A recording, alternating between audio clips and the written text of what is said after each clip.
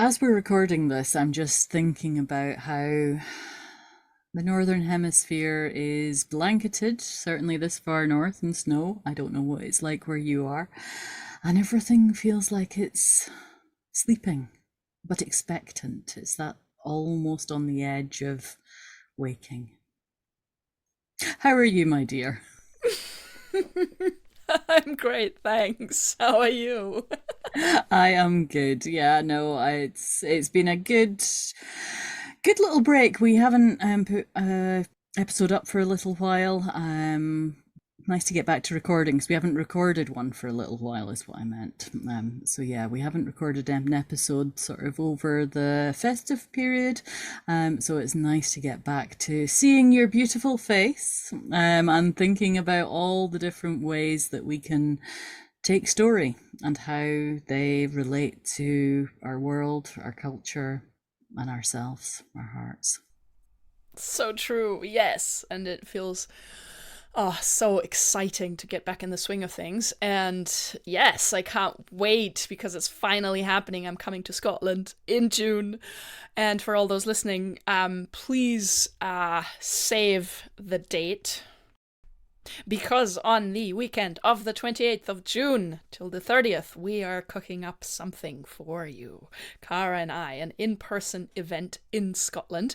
Details to follow. Oh, and we have so many other things brewing in our cauldron. And it just, yeah, it's such fun. And I can't believe that it's already been like a year of discoveries within story that we've been journeying together. Yeah, it's amazing. And I'm so excited about June. I mean, the fact that we'll be in the same place, that we'll be inviting our wonderful listeners to come and spend time with us, and to learn from each other, to tell stories around the fire, to listen, and so on. So more details to follow, as Kat says, but please do get in touch if you're interested at the moment, in anything that we've got coming up, actually. It would be lovely to hear from you, and also to hear what you think of the podcast and any topics that you'd like us to cover, any stories that are particularly calling on you to be heard or to be told. And also, we haven't had many guests on so far, and I think this year we'll perhaps have a few more guests on. So it would be wonderful to see how those conversations are going to go and the paths that they take us down. Very true. And dear listeners, please also feel free to suggest guests if you feel like, ooh, this person, ooh, that would be an amazing triple conversation. Please drop us a note, and you can find both of us on Instagram and Facebook. Details underneath the podcast episodes. And also, I really want to mention that you, dear Cara, have recently published another book. Another book. Well, I've published a book. So yes. This is, well, the Southwest Witch, When the Storm Breaks, and it's all about the last person who was convicted of witchcraft and burned as a witch in Montrose, which is a town about 10 miles from where I live, and she was found guilty of summoning a storm. Now, this storm destroyed a wall that a newly formed corporation had built across the basin to exclude 2,000 acres of the sea, to turn it into farmland. So the book itself talks about her life, and the incident that led up to her trial, and then about the sort of science behind it. And then the proceeds of that are all going to flood victims, so people who were flooded out of their homes at the end of 2023, and unfortunately are facing the next year without permanent accommodation. So the proceeds from the book are going to go to that. And it's the first book in a series. So the next book in the series is going to be The Value of Soil. So all about how important our soils are to our ecology, to our agriculture, to our lives, and so on. So that will be the next book in the series. And then the one after that will be all about the Cailleach and Scottish geography. So watch this space. And yeah, please do. I'll post a link to the book in the show notes, and feel free to get in touch. Again, if there are subjects that you would like a mix of story and science about. Oh, so amazing. Yes, please, please do check out the book. It's so gorgeous. um, and that makes me think of the beautiful story that you also tell, Kara, about how much do you love me? The princess that, the king asks his three daughters, how much do you love me? And, well, the youngest one says, I love you as much as soil. And then, yeah, trouble ensues. And yes, I love that story. Yes, So but the value of soil is going to have that story in the book. So that will be one of the stories, the main story probably, or the first story in the book. So please do. Yeah, once it comes out, I will let everybody know. So fingers crossed it won't be too long a wait, because soil is so important. Sorry, just a bit of a tangent here, but we haven't got a plan anyway, so is anything really a tangent? Last week I was visiting a local project, Food for Life, who have a few acres where they grow community CSA, where they produce salads, vegetables, and so on that get sold around the local area. And it was just wonderful sort of seeing the property there and finding out about their plans and so on. So hopefully I'll be running a workshop with them in the next few months as well. So really looking forward to that. And we were talking about regenerative farming and this idea that farming, agriculture is responsible for so many pollutants, so much waste, methane, carbon dioxide, biodiversity loss, and all the rest of it, but it doesn't have to be. And it's about the system that we use and the fact that the systems that we can use to grow food can be really nurturing and put heart back into the soil and the land. So I think that's a really important conversation to have. So hopefully something like the value of soil is going to touch on many of these things. So yeah, lots of avenues to explore this month with that one. So watch this space. Oh, wow. And off we go. That's amazing. And it reminds me of a one-on-one coaching client of mine who I worked with in 23, and he's a permaculturist. And a while ago, all of his land in Portugal burned to the ground. Like, it was a whole like permaculture project, amazing piece of land, and it just burnt in the heat. And through the coaching process, we've now come to a point where he is ready to now regenerate, like start again, and with amazing ideas and such beautiful faith and heart. It was a gorgeous process. So just also to mention that we also we offer story medicine coaching. If you're interested, get in touch. There's so much that this space holds. If you have something that wants to be born, if you have grief around what's going on in this world, but you feel that you want to move past that grief, please do get in touch. We're so ready for you. Definitely. I think there is so much potential and so many things happening in the world at the moment. I think the more connections that we can build, the more threads that we can weave, the better. So it would be wonderful to hear from people. And it would be wonderful to hear a story. So, Kat, would you have a story for us to kick off our session this time?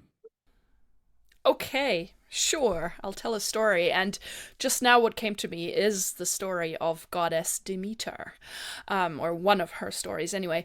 And it's so funny because we had planned on a different story when we started talking about the episode, but I now feel okay. Let's try. Let's go for it.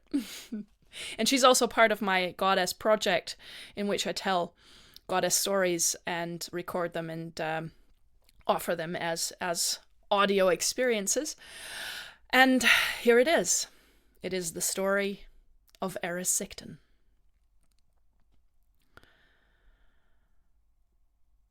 In ancient Greece, there once lived a man named Erysichthon. His heart was dark. It was full of greed. It was Erysichthon's trade to rip open the earth and to excavate minerals and precious stones. And he sent his workers everywhere, and they ripped open the belly of Mother Earth, taking her treasures. Erysichthon was a very wealthy man, and his name was fitting indeed, because Erysichthon means he who tears open the earth. And he was very wealthy, very, very well off, and he lived in a great palace with his daughter, Mestra.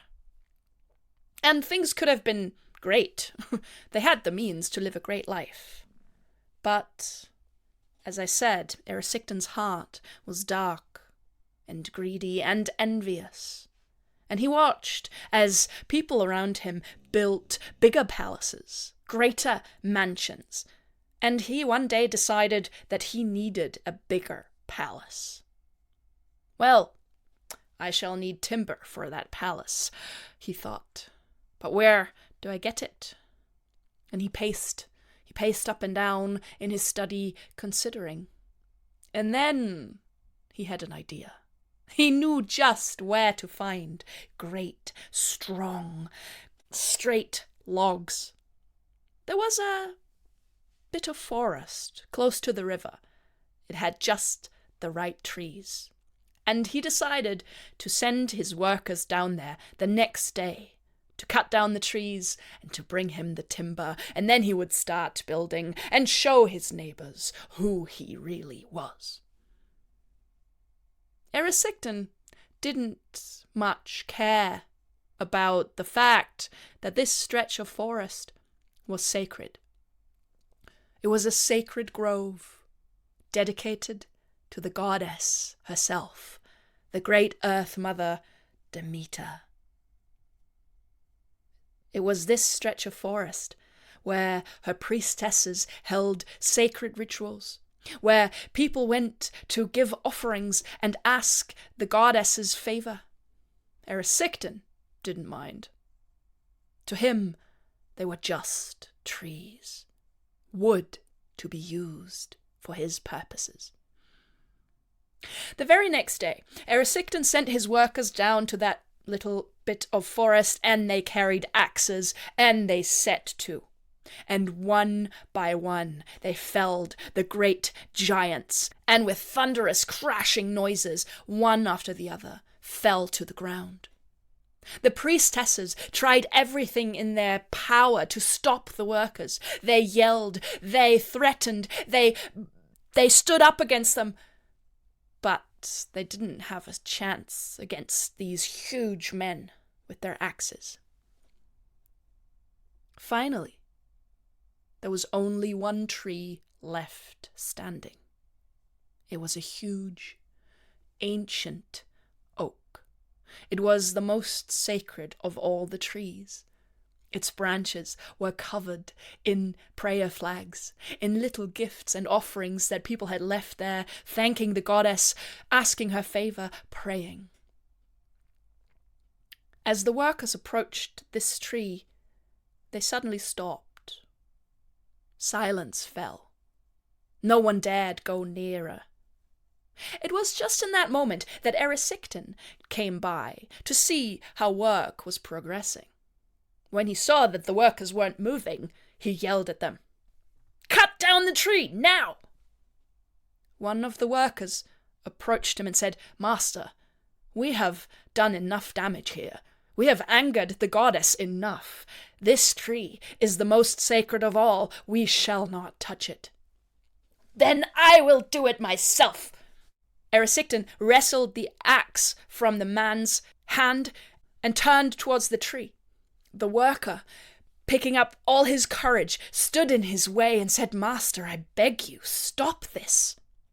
Erysichthon grew so angry that he took his axe and he chopped off the man's head. And then he turned towards the tree and he raised the axe, ready for the first stroke. That's when they all heard it. A voice. A voice as bright and clear as a spring. And it came out of the tree. "Stop, Erysichthon!" It was a nymph, a dryad. She lived inside the tree, and she addressed Erysichthon. "Stop this! Stop now! This is my home.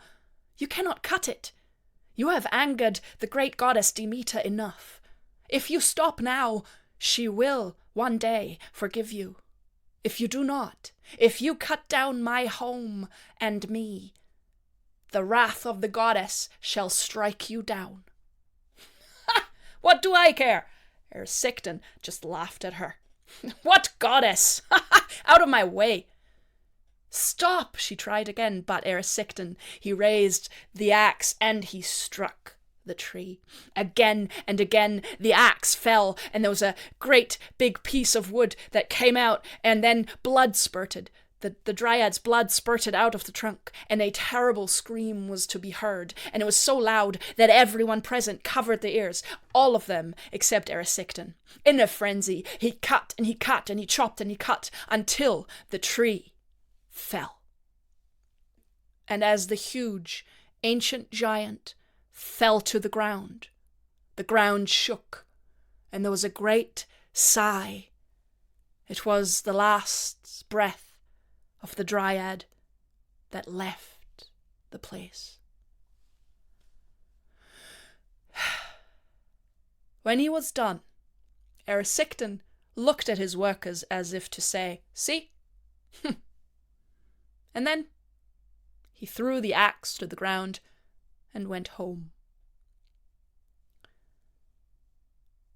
The priestesses stayed behind, crying, wringing their hands, tearing at their hair, and then they formed a great circle.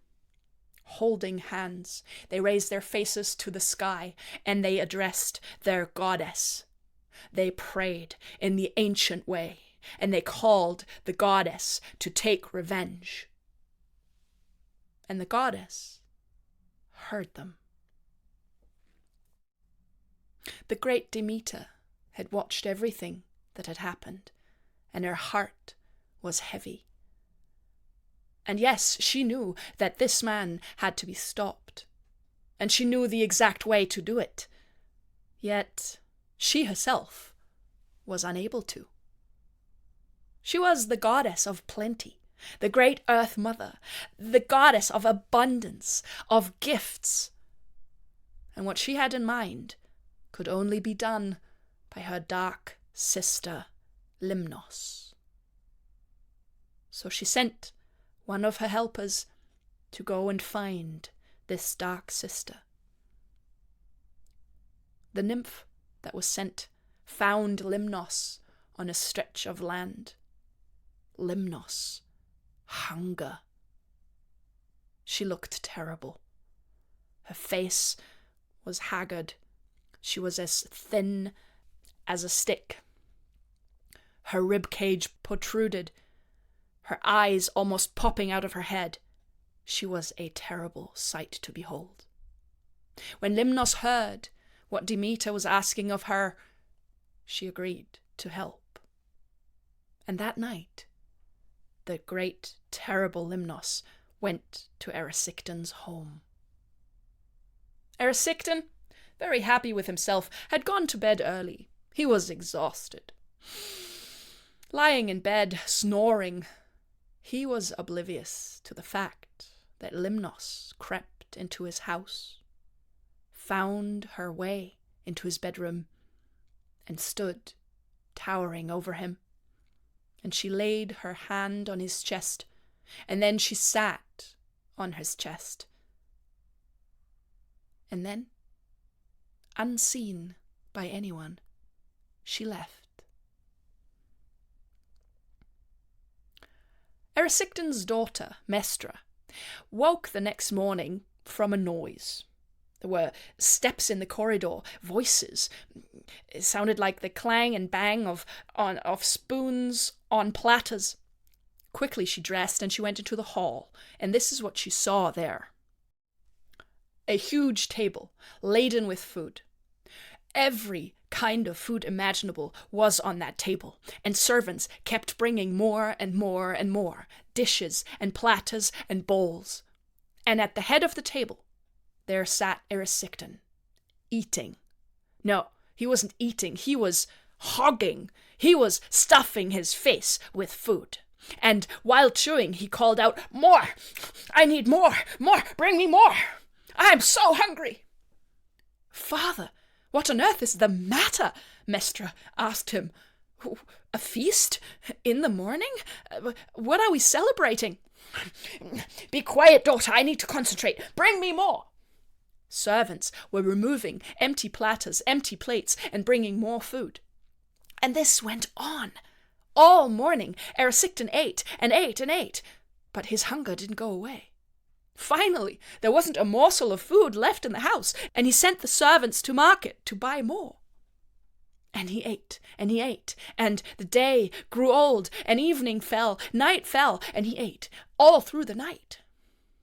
It was a disgusting sight to behold, fat dribbling down his front, and the man just stuffing his face. It went on for days. Mestra didn't know what to do.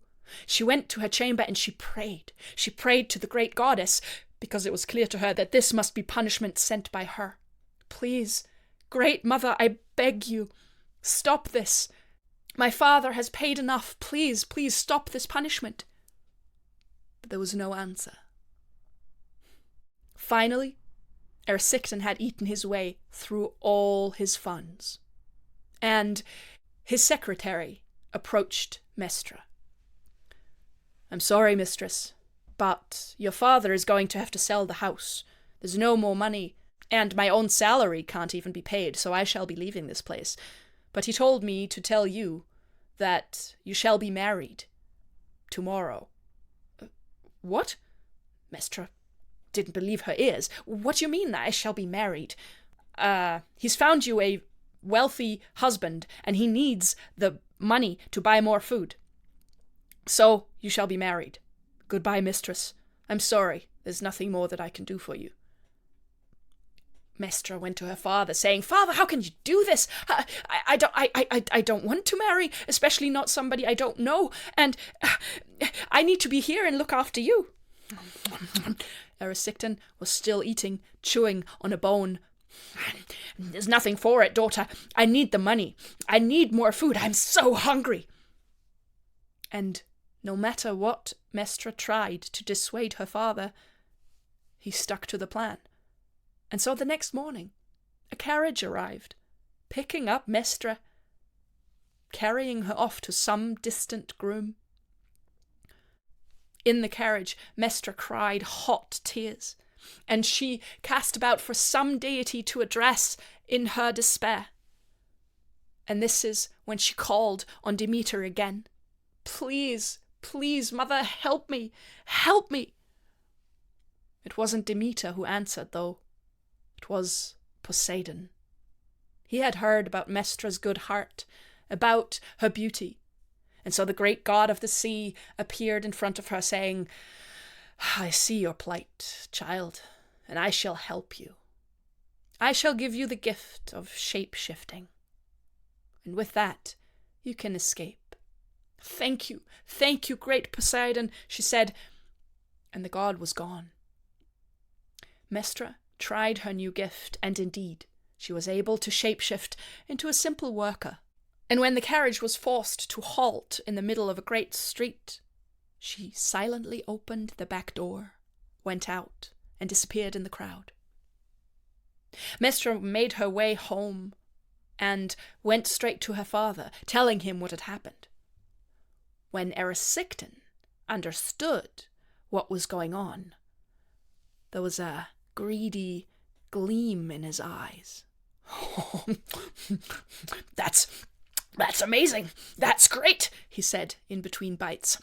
That means we can marry you off again and again. And with the money, the bridal money, I can buy more food. That's amazing. No, no, father, you can't do that. It was no use. He did exactly as he had said, and he married Mestra off again and again. Groom after groom paid the bridal price, and she escaped. But word got around, and soon no wealthy family was willing to marry their son off to Mestra.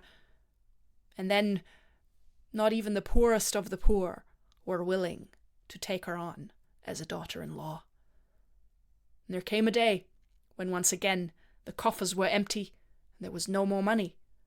I'm still so hungry. Erysichthon cast about for something to do, and then he had another idea. And the next morning, a carriage pulled up in front of the house. It was a slave trader. Erysichthon had sold Mestra into slavery. Father, you can't do this, she yelled as she was being pushed onto the cart. And then the cart rolled away, taking her with it. That's when Mestra had enough. It was as though her heart broke in two. And one last time she shapeshifted, turning into the most beautiful chestnut mare, and she leapt off the wagon and disappeared into the mountains, never to be seen again.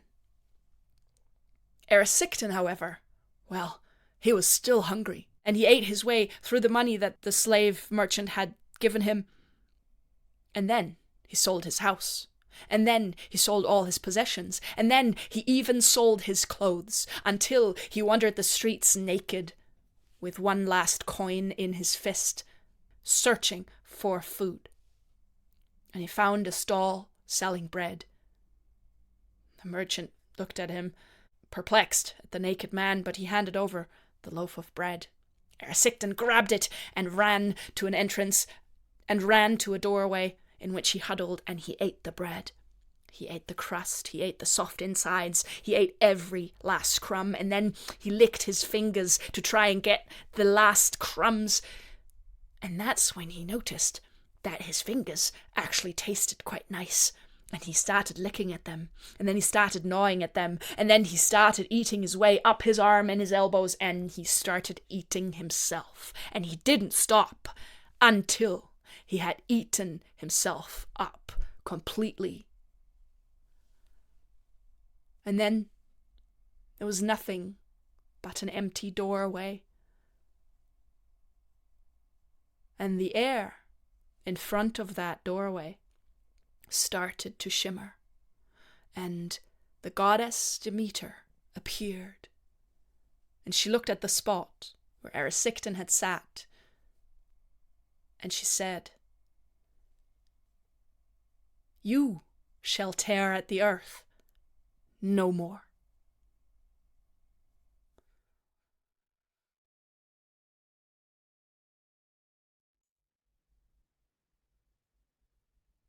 Wow, I loved it. That was amazing. And do you know, to tell a story in your second language when you've not told it before in that language is just such, for me, it's such a mind-blowing feat. I cannot wrap my head around the skill that you put into that. That was amazing. Oh, thank you.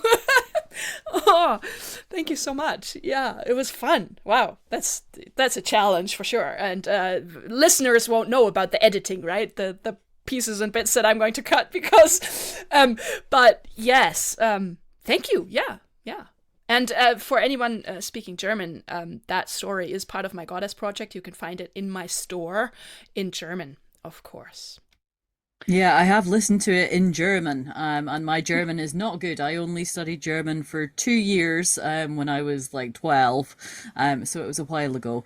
But I did listen to your story, I believe, in German, and just thought that's incredible. the essence of it is just so powerful, and your telling is so connected to all that emotion, those layers that are going on there. There is so many things going on. I mean, I ended up having to make lots of notes just to make sure I remembered a lot of them, because it is such a rich, deep story, and such a metaphor, I think, for our times as well. And I think that's probably why this story called to you to tell just now. Yeah, indeed. I mean, what of the ground we're standing on? It's hers, right? It's Demeter is the ground we're standing on, and I look forward to my workshop series, which starts 17th of January, where I look at the 6 Olympian goddesses, and the last of the 3 events is going to be on Demeter and Aphrodite, and it's about love, and it's so interesting, like to tell a story like this, and it's terrible. It's a terrible story in some ways, and yet it is such a deep love that is hidden in that story. So I'm looking forward to picking apart some layers. So if you want to share some of those notes, go ahead. Yeah, no, well, one thing that was coming to me was the fact that there are so many stories that I am drawn to and I think are so powerful that are not the happily ever after. Because that's not how we learn. That there is no happily ever after, because things continue. They go on. And Demeter then makes sure that the earth is not going to be destroyed by this man again. And Erysichthon is not going to have the ultimate say, and so on. Yeah, the first thing that really jumped out at me was that image of the priestesses when the tree is felled, that sacred tree in the dryad dies.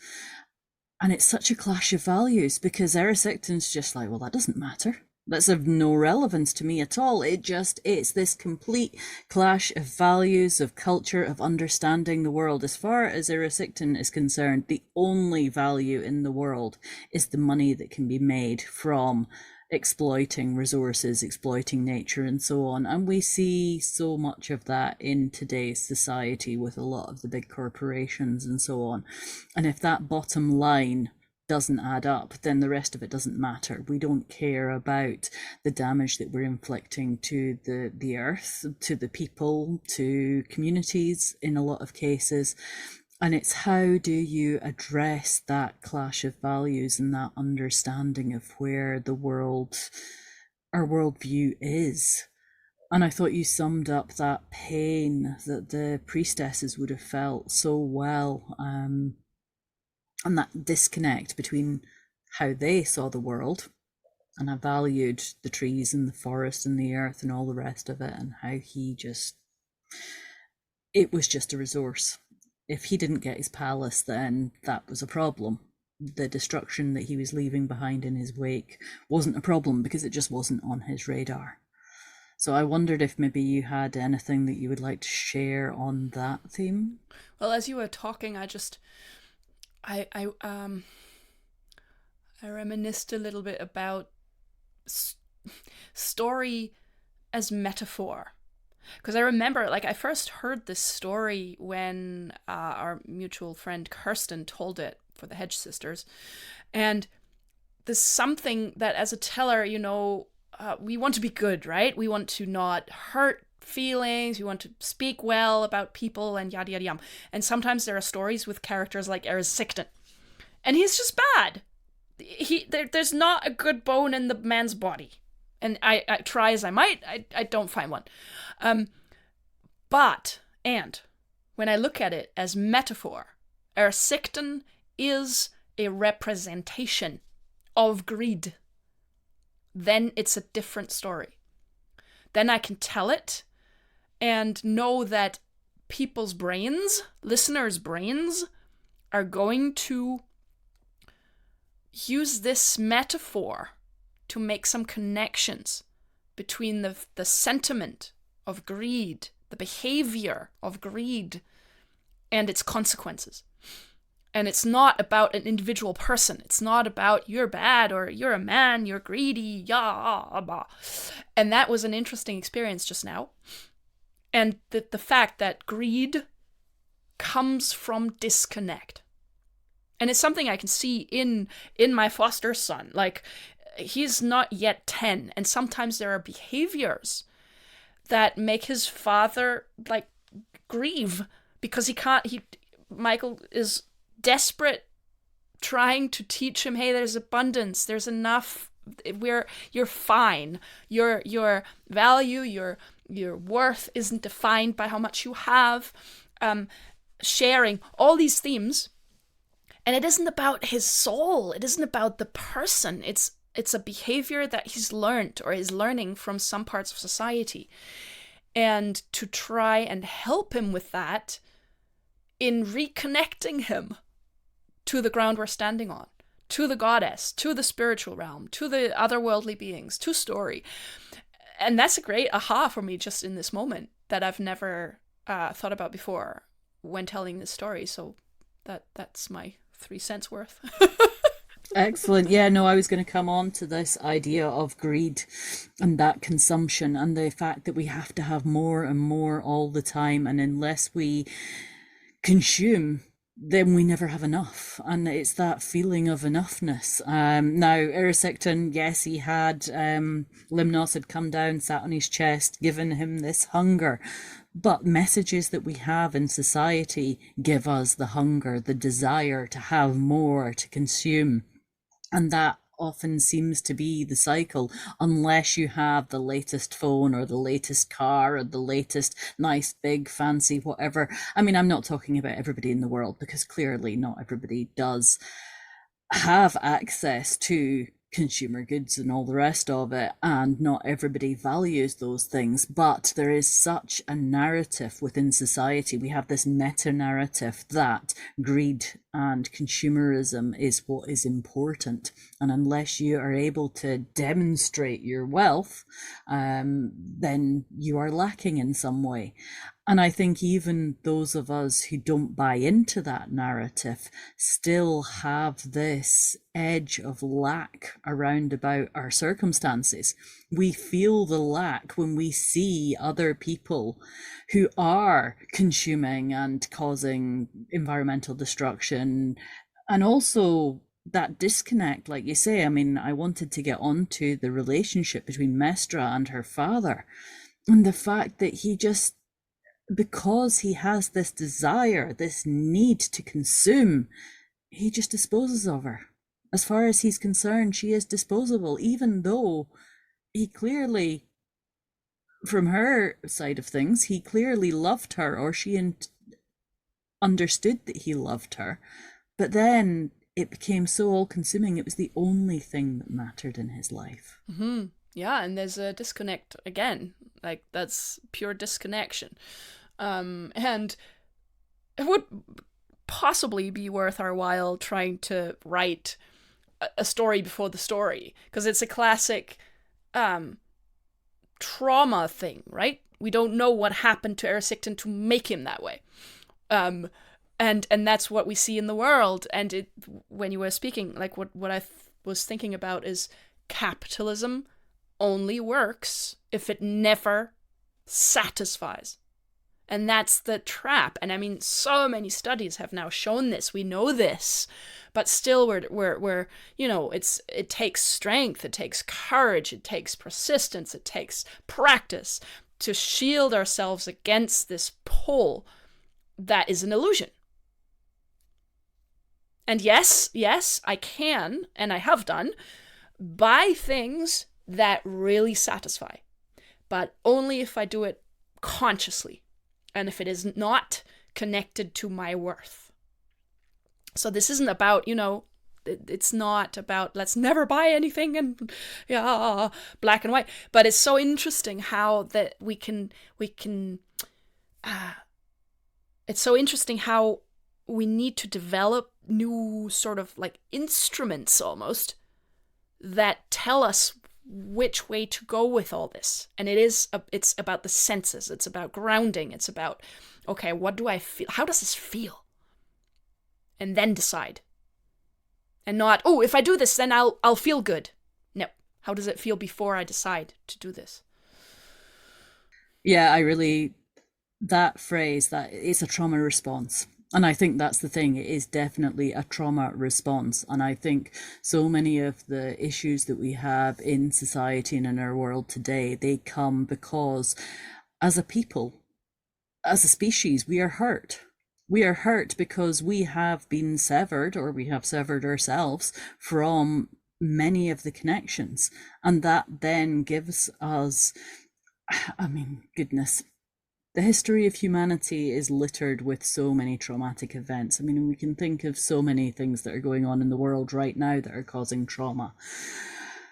And each of them serves to disconnect us from ourselves, from our hearts, and from where we have come from, and our connection to the soil, to place, to the rhythms of life and the seasons, and so on. So we can see that I often, do make choices which are not helpful, that are not healthy, that are not from my heart, because I am responding out of a need for love, out of a need for connection, out of a need to belong. And I think society wise, I mean, in Scotland, for example, I mean, the Highland clearances were quite famous in that they removed the people from the land, but there were the Eastern clearances, the Lowland clearances. Before that, the rest of the UK had people cleared from the land for profit. And that was the key thing. It was for profit. It was to get rid of the people from the land so that the landowners, the corporations could come in and profit from it instead. And that has caused a huge wound. And I know that Indigenous peoples right across the world with colonisation and so on have felt that as well, and we are still feeling the repercussions of this. And I think one big shift that I am hopeful for in the future is taking on listening to the Indigenous voices, to the ancient wisdom that still exists in fragments. And quite often it is fragmented because there's been such systematic tearing of people from those ways of knowing and understanding. And I would hope that as storytellers, we are able to become one of the threads in this fabric that will reconnect us. Mm-hmm. Yeah. Mm. So yeah, that was one thing that very strongly came to me. And while you said the sort of pre-story and understanding that trauma, when you mentioned that, I was reminded of another story. It's a story from Mali, I believe, Cado's Wall, which is very similar in that Cado ends up amassing lands and fields, and he grows millet, and he grows so much millet that he can't sell it and he can't eat it all and he can't do anything with it. So he decides to turn the millet, the food, that, I mean, people are starving. It's an area that suffers from drought and famine and all the rest of it. And he decides to build a wall around his house to exclude the rest of the world. And I've only told that story one time. And I told it, and the people who listened to the story then gave me feedback and said, but we didn't like him. There was no redeeming features about Cado. He was just a bad man. He just wasted all this food. And in the end, he ended up eating the wall, which a similar thing with Erysichthon. So the story is basically the same story, or very similar story, but he eats the wall and he becomes destitute and then goes across the lands to try and beg for more money so that he can then buy his crops again, and then he eats the seed on the way back, so he never makes it back. And the feedback was, well, what was the trauma? What's the pre-story? You have to give him a backstory. And sometimes we don't. People put their own layers onto stories, and we understand stories in our own way. And while I know that as part of this podcast we talk about stories, I think always having that air of mystery and not picking things apart too much is quite important. Oh, I'm so with you there. So much. And that's part of, I think, a storyteller's training as well. We have to stand in the fire of allowing the stories to sit as they sit with people. It's our job to tell them well and not to pick them apart. Especially not to say, well, this is the way you should understand it. And this, we've talked about this before. And it's sometimes not easy, as I shared before. Like in the beginning, I had quite a lot of resistance against telling this story. And it was only through the goddess journey that I became able to. And Demeter was, I think, the 9th goddess I dared approach because she's heavy duty, man. And this story is as well. Yeah, but yes, with you there. Right. The other thing that came to me was Mestra and the fact that at some point she just decided, okay, I've had enough. I'm not going to do this anymore. Whatever you've done to me, I've put up with it until the point where she's sold into slavery. And at that point, she leaves, she walks away. And I think that is such a strong message as well. It is very difficult for us to walk away from challenging situations, especially when there is love and there is family and there are all those ties and we want to help and we want to do well. But the fact that she turns herself into a chestnut mare and disappears off into the mountains, I want to imagine what her story is, living off in the mountains. So yeah, I think that's one that I hope comes round again sometime. Oh, yes, that's a good idea. Yes, and isn't that a great metaphor as well? I'm finding this more and more, that I have to step away from the, let's call them, drama aspects within my loved ones. If I continue trying to save them, it will not work, especially not in these times. Like the new age is one where we each have to face our own responsibilities radically. And if I keep my loved ones from going through that, it won't play itself out the way it needs to. I mean, greed in this story devoured itself. It was gone. It disappeared. That's the other thing. Like, yes, it's not a very pleasant image having someone eat themselves, but if we manage to energetically leave this cycle, and the image of the chestnut mare, go, like, let's run wild, go into the forest, go into the mountains, go into your meditation space, whatever it is for you, then the system will run itself into the ground. I'm a firm believer in that. That's how I think the next level of this human thing is going to go. And it's a great image for that. Definitely.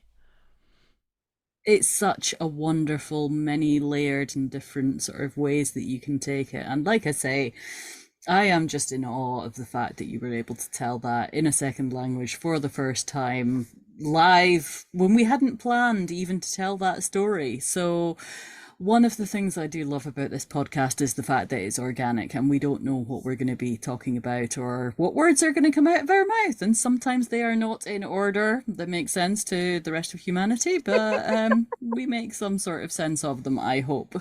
So, dear listeners, I am so glad that you are joining us on this journey.